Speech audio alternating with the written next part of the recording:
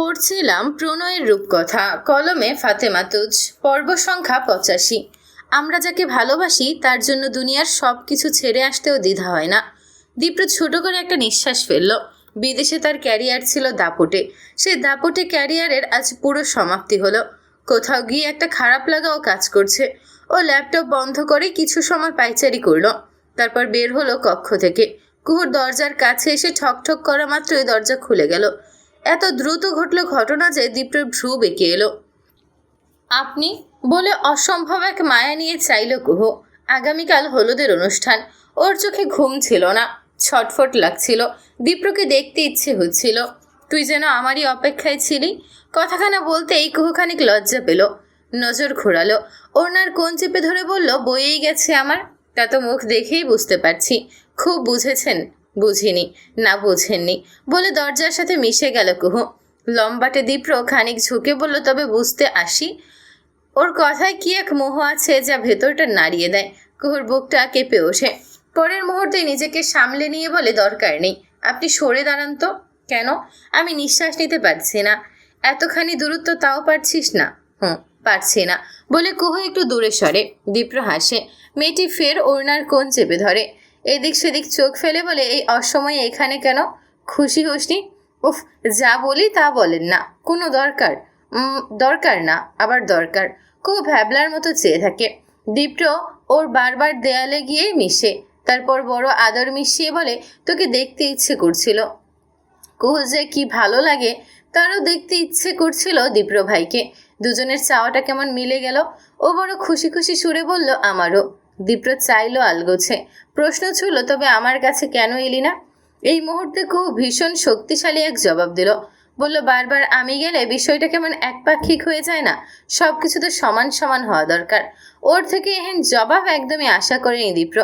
খানিক চেয়ে রইল ছেলেটি, তারপর সামনে অগ্রসর হলো। খুব বাধা দিল, আবার দূরেও থাকেন না। কেন? ভালো লাগছে না। আপনি বুঝতে পারছেন না কি? তোর দম বন্ধ লাগছে?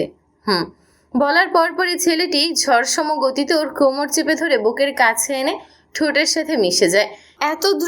এত দ্রুত ঘটে যে কুহু বোকার থেকেও বোকা বনে যায়। এমনিতে দীপ্র বুদ্ধিমান হলেও আজ একেবারেই বুদ্ধি হারিয়ে ফেলেছে। না হয় এমন একটা কাজ এমন খোলামেলা জায়গায় কেউ করে? কাদের সবে এদিকে পা বাড়িয়েছিলেন। ঘুমে তার চোখ জুড়ো যায়। তিনি একটা ভীষণ ধাক্কা খেলেন। নিজের চোখে দেখেও বলেন, এসব তার বাড়তি চিন্তা।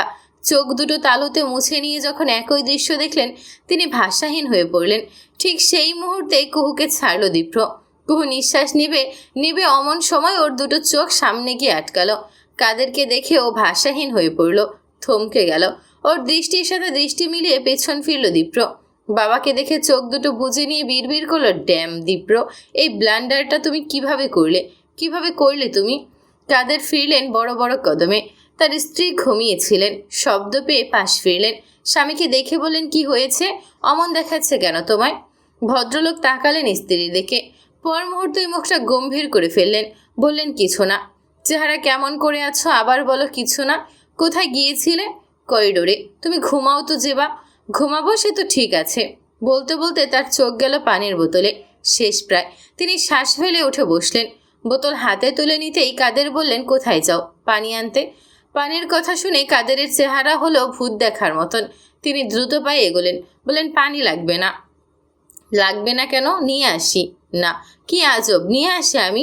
যেবা না বলে স্ত্রীর হাত টেনে ধরলেন তিনি। খানিকটা জোর প্রয়োগ করাতে নারীটি তার বুকে এসে পড়ল। যেবা চোখ তুললেন, ভ্রু বাঁকিয়ে বললেন, কি শুরু করলে তুমি বুড়ো বয়সে ভীমরতি?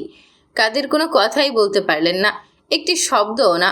অথচ তিনি বলতে চাচ্ছেন, আমার জায়গায় তুমি থাকলে এই ভীমরতি তোমার হতো যেবা।